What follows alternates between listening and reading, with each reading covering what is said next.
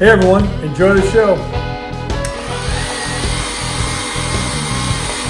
Mantiques Network, how you doing today? Raining like cats and dogs in LA, but wah, wah, wah. Anyways, this is a vintage antique serving tray that we have. A lot of times what they do, take some kind of famous artist and print it on to something like a tin tray we have here.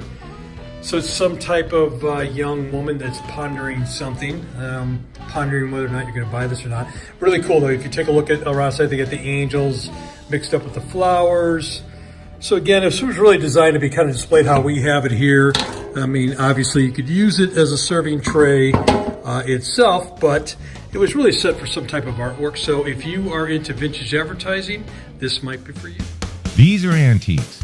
These are mantiques. Antique, mantique. These guys sell mantiques. This is their store. We're bringing stuff every day, in and out, in and out, in and out. We're shaking and baking. These are their customers. Give me the rundown on the GMC. This lived in a bar in Ghent in Belgium. Follow Jim and Jeff from 9 to 5 or after hours as they buy, sell, and restore the coolest stuff for the coolest collectors worldwide.